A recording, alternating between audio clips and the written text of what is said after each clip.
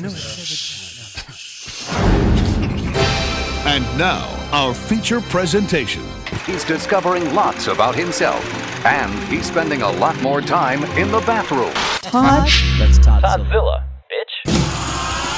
The Toddzilla X-Pod. Travel stories and the occasional rantings of an evolving cynic who's simply in search of a little human authenticity. He's not finding much. The Toddzilla X-Pod. Go Toddzilla. I'm back on the road for this episode of the X-Pod. In addition to the rides, I'll be introducing you to Nora of the Rainbow family. Not to be confused with the Manson family.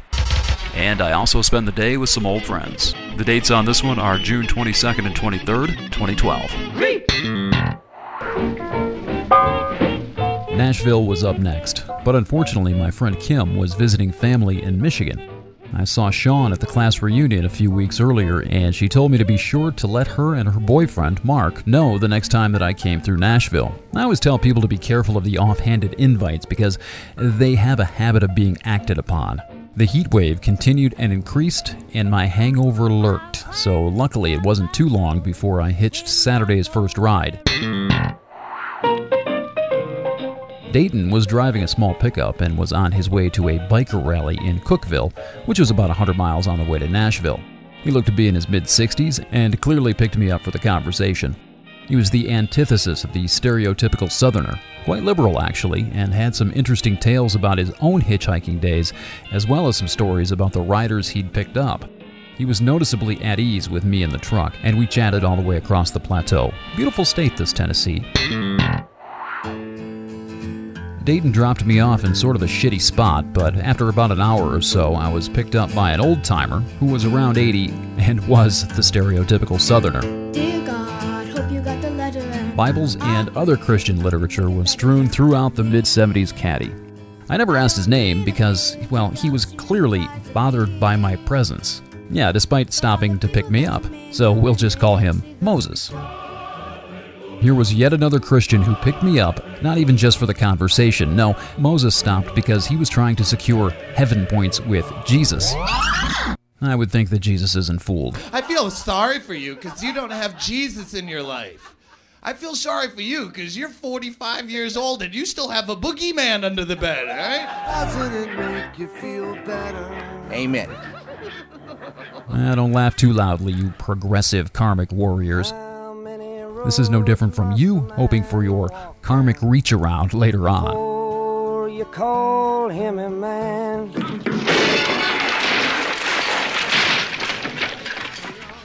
Sorry.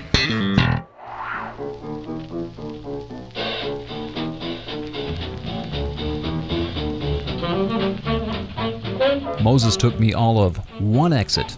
Thank God, too, because in the hour that I had set outside, my hangover showed up, and the last thing I needed now was another crusader for Christ trying to save me. A few beers my ass, I muttered as I walked the few hundred yards to the pilot station for some much-needed water and shade. I actually started getting the shakes walking up the slight incline and was absolutely destroyed by the time I got there. Apparently, I had abused myself a bit more in Knoxville than I realized. The hangover and the heat meant access to water was a necessity, so I simply planted myself on the sidewalk next to the entrance, hoping to just find a ride from there. I didn't have much hope, and I didn't really care. I spied a woods across the road and had absolutely no problem just disappearing in there at dusk and getting a good start on Sunday if it came to that. And these truck stops usually don't care if you hang out, especially if you're buying something from time to time, like coffee. Not surprisingly, Utah is apparently the one exception to that rule, well, and many others. Chris was thrown out of either a Pilot or a Flying J in Salt Lake City a couple of years ago and actually had to bus completely out of the state. And when Chris is taking a bus to get out of a place, there's a problem.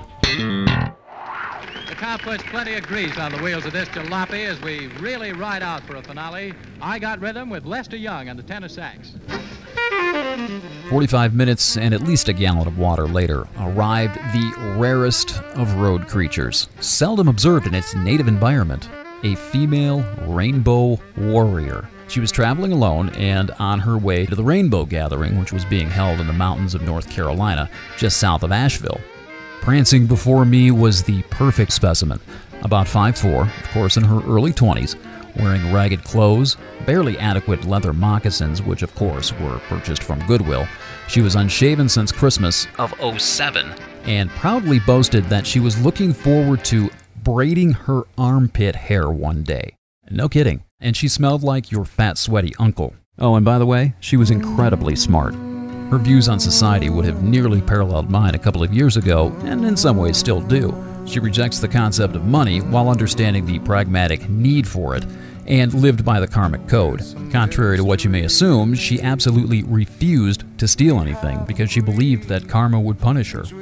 Nora was good-hearted, as well as idealistic and naive, despite obviously being a seasoned road rat. She was of course convinced that the rainbow way was the way of the future, that the rainbow creatures would one day return humanity to Mother Earth, putting things back into a divine balance. And of course, there was no telling her any different, so why try? She wouldn't have listened. And Nora was coming from a good place and had to see things for herself, so I just played the role of road companion for a while. When she told me about the Rainbow Gathering, I remembered hearing from various people that these gatherings, despite their claims, aren't the most savory or even safe places to be.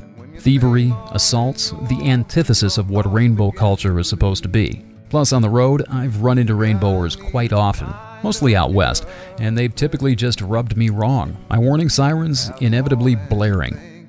I thought about sharing some of this with her, but Nora spoke so glowingly of that rainbow future and was so excited to get there that I just let it go. I'd later get a phone call that would make me wish I hadn't stayed silent. Although what I had to say certainly would have been dismissed in favor of the wisdom of the all-knowing, self-deluded youth. If only it were limited to youth, huh? I'm on the battlefield for my Lord. Don't know if I might better stay too, Judge. Sitting there that Saturday afternoon, this phone call was still a week or so away. But Nora was a jagged reminder of just how much my philosophy and worldview had changed since meeting Andre and Ray. She and I wouldn't have been so different once, and I thought about how these ideas had actually served as an engine for much of my early traveling, as well as meeting my family. To be honest, I miss those blissful, protected, and guided days, thinking the universe was my little guiding bitch.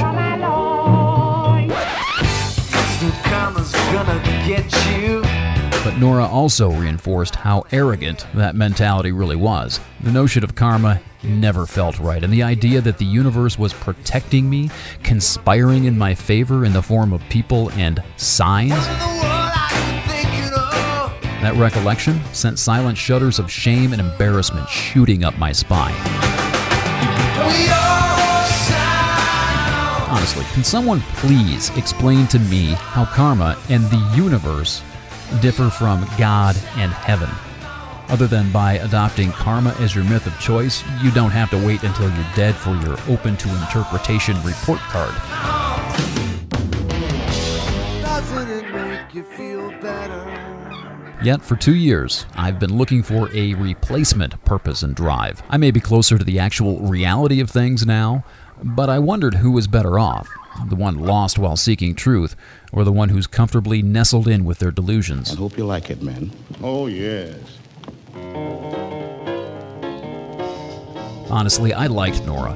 I could relate to her. She talked of having absolutely no difficulty hitchhiking alone from Pensacola up through Mississippi. In fact, she said, she'd felt more danger at the homeless shelter in Florida than anywhere on the road. I bought her some sardines, and as evening approached, I actually considered turning around and tagging along to the Rainbow Gathering. That, no doubt, would have been priceless. But I wanted to at least try to get a ride first.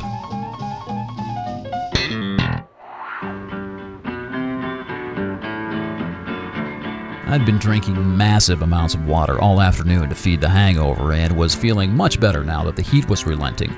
I told Nora that if I didn't get a lift, I'd come back to the gas station and we'd find a spot to camp. She agreed, and I walked to the exit ramp, more or less going through the motions and not holding out much hope for getting to Nashville. I checked my phone when I got to the exit ramp. It was about 6:30. By 6:40, I was speeding toward Nashville. Funny how this game works. I've forgotten my ride's name, and I wish I would have written it down because he was an interesting cat. He was a rather large, flabby, nerdish-looking white guy in his mid-20s. He looked like a pasty professional gamer, or the IT guy from work. I was close, aspiring graphic designer, and he loved to talk. So much so that this ride was an exercise in listening to his ongoing monologue about everything from politics, another Tennessee liberal, to his views on a manned mission to Mars and how they're planning to recruit the crew for it. Johnny, come and go.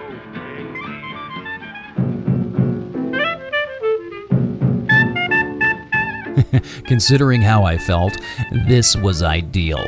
Also perfect, he was going all the way to downtown Nashville for a birthday party. I left Sean a message letting her know when I'd be in town and then just hoped I heard from her. Unlike Knoxville, this was all or nothing with the urban thing. If Sean didn't get back to me and I failed to eject from the car early, I'd be downtown Nashville on a Saturday night with nowhere to go. Yeah, that could suck. I didn't hear from Sean on the way to Nashville, but nevertheless decided to exercise some potentially foolish faith. Hey, fellers, I lost my little pussycat. Now, just in case, my ride actually offered to let me tag along to the birthday gathering if I needed something to do while I figured things out.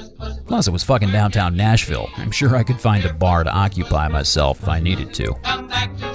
Once he parked in downtown Nashville, I made my way the few blocks to the riverfront where I plopped down on a bench across from the Hard Rock Cafe and settled in for an evening of remarkable people watching. Nashville Saturday night. Humanity at its finest. And that's just the outfits. Thankfully, Sean did call, and she said she'd pick me up in a couple of hours. I spent the interim chatting on the phone with my girlfriend and listening to the Kenny Chesney-Tim McGraw concert that was going on at the stadium across the river. I'm an Indian outlaw, half Cherokee and Choctaw. My baby, she's a Chippewa, she's a one of a kind. All my friends call me Bear Claw. Village chicken is my pawpaw. He gets his orders from my mama. She makes him walk the line. I never did hear Indian Outlaw, and quite frankly, I'm still a little pissed about it.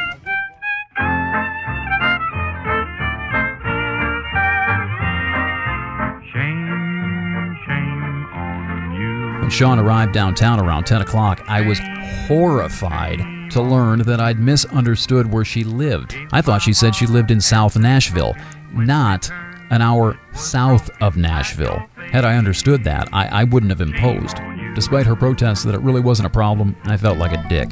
Now here's Noel Boggs with the steel guitar stomp. Take it away, Noel. Yes, take it away, boy. Sean and her boyfriend Mark share a place in Spring Hill. I hadn't seen him in at least 25 years. He moved to Tennessee a long time ago and is now completely Dixified, accent and all. We had a few beers and caught up before I almost literally collapsed into bed around 2 a.m. Sunday was quiet. Mark took off early in the morning, and Sean and I just sat around the house all day chatting. Nothing to it, really. The temperature approached 105 outside, but other than nearly being licked to death by their pit bull, there's really nothing else to tell about that Sunday. Sean offered to take me to I-40 in Fairview, which is west of Nashville, on her way to work Monday. That would mean Memphis, Arkansas, and more than likely, home eventually. I had also learned that there was a tropical storm that was possibly going to be targeting either Mississippi or Alabama, and that actually attracted me south. Hey, I've never claimed sanity, and I actually wanted to be out in that, as stupid as it sounds. Wow, son, get wild. Sean and Mark's place was really close to I-65, so Alabama would be a snap. I also considered exploring the Natchez Trace Parkway, although I had no idea what exactly it was, other than a road that led from Nashville to Natchez, Mississippi. I decided I would sleep on it and choose on the fly in the morning. And the decision was an easy one, actually, although I was slightly disappointed with it at first. Fairview and I-40 West it was, and where that was taking me, I had no idea. Here's a few keywords from the next episode of the X-Pod. Lots of video. Also, Richard, Rail Runner, and Surprise. We'll see you then. The Toddzilla X-Pod. TodzillaX.com or a Toddzilla X on Facebook. It's just a ride, fuckers. Quit taking yourself so seriously.